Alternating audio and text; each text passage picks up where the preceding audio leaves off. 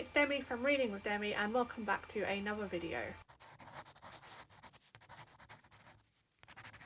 As you can see, we are in a new location today because I have combined my love of spreadsheets and my hate of PowerPoint to present to you my Q1 reading stats. So this will cover all the books that I have read between January and March. So let me know what you think. Let's jump into it.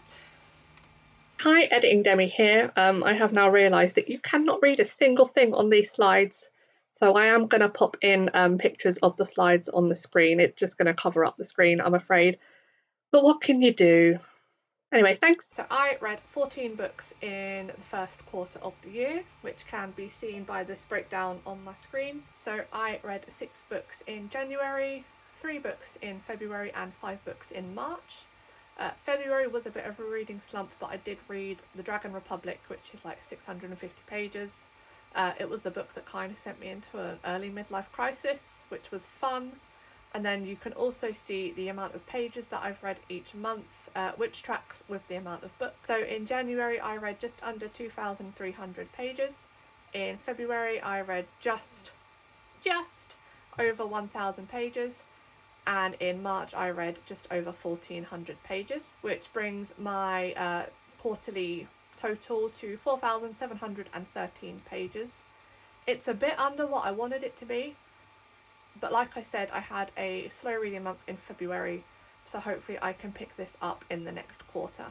I also listened to some audiobooks during these months. I haven't got a graph on this one, but as you can see, in January I listened to just over 2.5 hours worth of audiobooks. This was actually a book I ended up DNFing, which was Marple. In February I listened to 4 hours and 44 minutes, and in March I apparently listened to a lot because I listened to 12.5 hours, which brings my grand total for the quarter to 19 hours and 23 minutes. So here you can see the format breakdown of my books. So 10 books that I read were physical books, 2 were ebooks and 2 were audiobooks. I am going to just caveat that this only counts the books I finished, so Marple isn't on here, but that was my only DNF of the quarter. And then we also have a look at audience breakdown. So as you can see, the majority of the books I read were adult, but we did have 5 young adult books.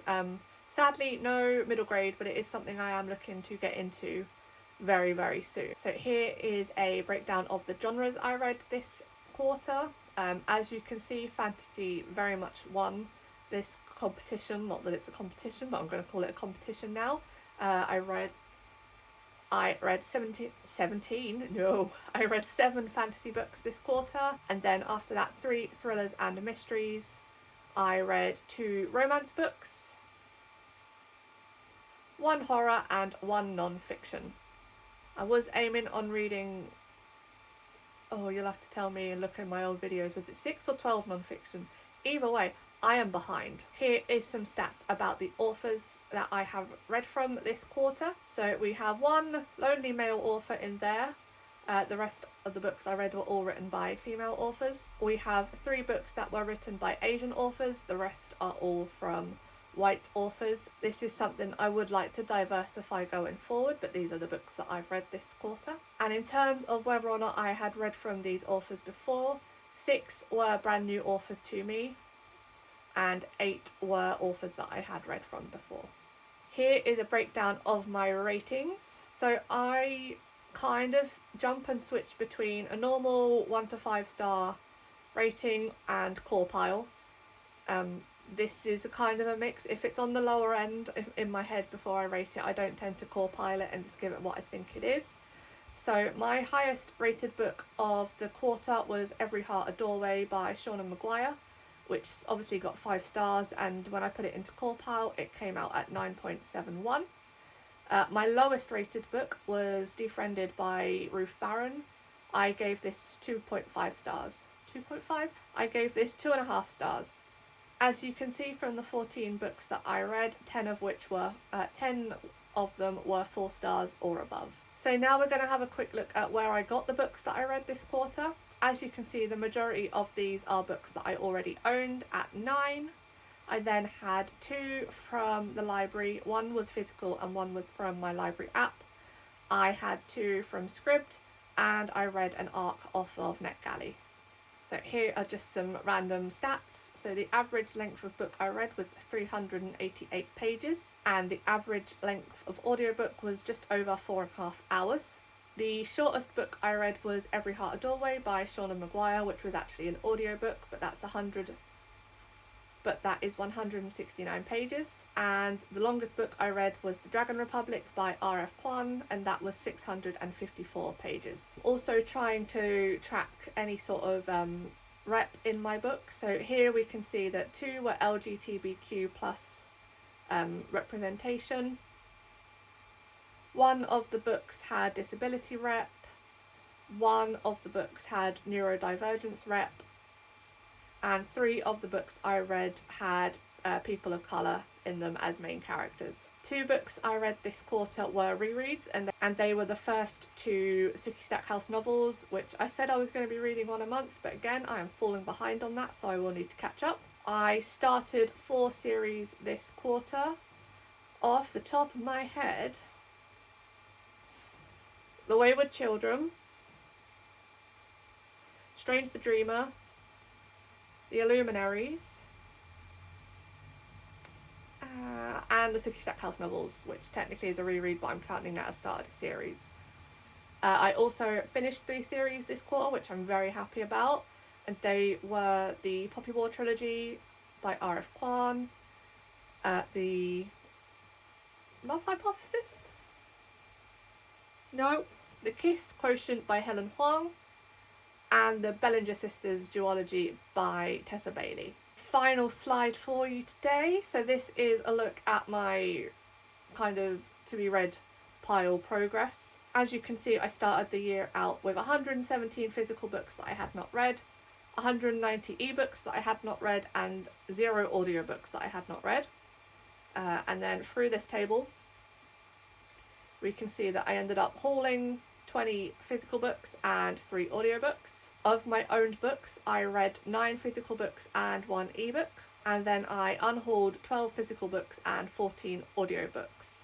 This brings me to a net minus 11, and then you can see that breakdown at the bottom. So I've ended up with 116 physical books, so I am minus 1, which I'm very happy about. 175 ebooks, which is minus 15, which is amazing, although most of those, as you can see, are unhauls that I have taken off my Kindle. And then I acquired 3 audiobooks in the first quarter, so that is a +3. So that is a very whirlwind tour of my reading stats for quarter 1. Let me know if there are any other stats that you would like me to track. Let me know if there are any other stats you would like me to track. Maybe you track different things to me. I am a big nerd on spreadsheets and tracking, so I would love to see what you guys track. And now we're going to have a quick look at all the books that I have read this quarter. So the first book I read this year was Wilder Girls by Rory Power. I really enjoyed this book. It's young adult dystopian, a little bit of body horror, but not too bad. I can't remember what I rated it, but I think I did a January wrap up, so you can find it out there. If not, if you want to know, drop me a comment and I will find out. I then started listening to Marple, which was part of Barb's Bookland buddy read, but it really wasn't for me, so I ended up DNFing this book. I then started rereading the Sookie Stackhouse novels, so the first one of those is Dead Until Dark, and that is by Charlaine Harris. I love this series, it's like a comfort series for me.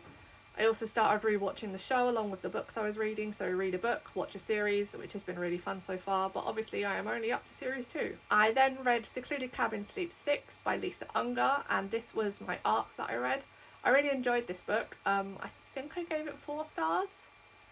Off the top of my head, I gave it 4 stars. I could be wrong.